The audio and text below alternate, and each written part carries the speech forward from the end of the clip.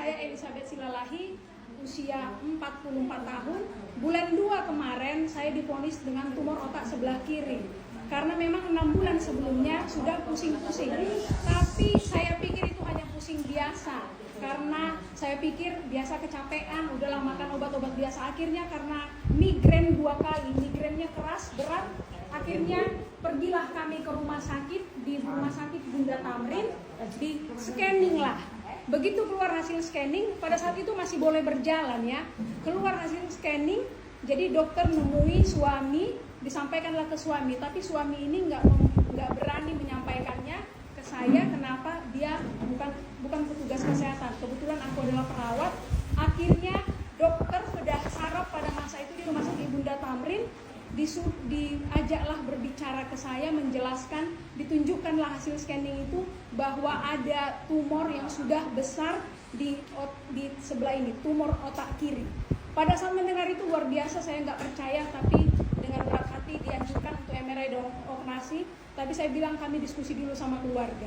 Akhirnya melalui rumah sakit itu kami ke rumah sakit lain lah pindah.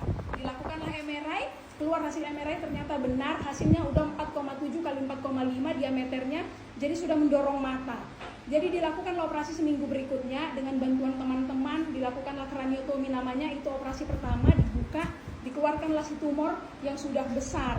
Jadi sepanjang 2 minggu keluar, ternyata 3 bulan berikutnya dilakukan lagi operasi, itu pemasangan batok kepala di sini, tapi sebagian sudah dibuang tulangnya, sehingga di sini sekarang dipasang itu platinum, lempengan platinum ini dipasang, sehingga ini jadi cekung, dia bentuknya cekung.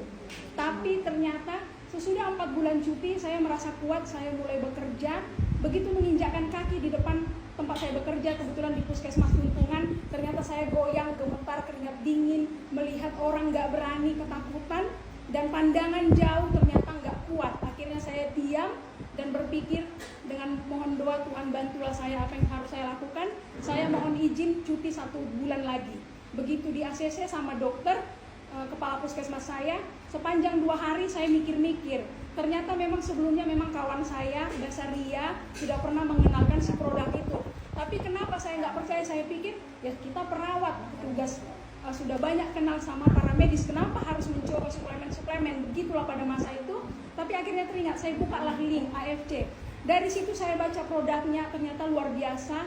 AFC itu dari Jepang, farmasi tertua. Memang orang Jepang diakui oleh banyak orang, itu orang pintar semua. Akhirnya di 2 hari itu saya berpikir dengan doa semua. Kebetulan pagi di hari kedua itu, tanggal 22, saya ditelepon teman saya, Yusni, kebetulan ada di sini. Ditelepon saya, bagaimana Sabet, kira-kira apa yang harus kita lakukan? Kita kayaknya butuh suplemen gitu. Kita sudah ditawari teman. Ya oke lah Yusni, ayo kita ketemu sama Eda Basaria.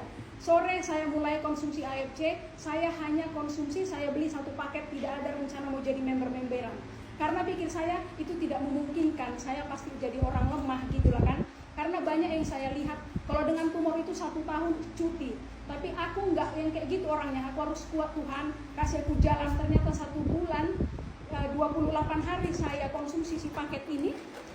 Ternyata saya bisa melakukan pekerjaan ibu rumah tangga, memasak, mengepel, nyapu rumah dan segala macam. Ternyata dengan ringan, semuanya energik. Melihat kejauhan sudah berani, melihat banyak orang menyeberang di pasar sudah berani, kehebatan apa yang dipunyainya, makanya saya sungguh percaya. Kemudian saya ingin melanjutkannya, akhirnya mulailah saya masuk member di paket pertama, dan dengan semangatnya saya konsumsilah si produk hebat ini. Saya menyebutnya ini berkat Tuhan yang luar biasa buatku. Makanya saya sungguh berjuang, untuk apa? Untuk sehatnya saya sudah konsumsi ini di paket ke-6.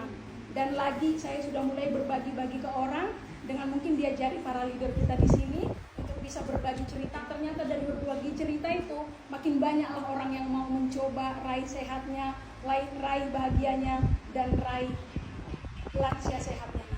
Itulah perjuangan. Perkenalkan ini.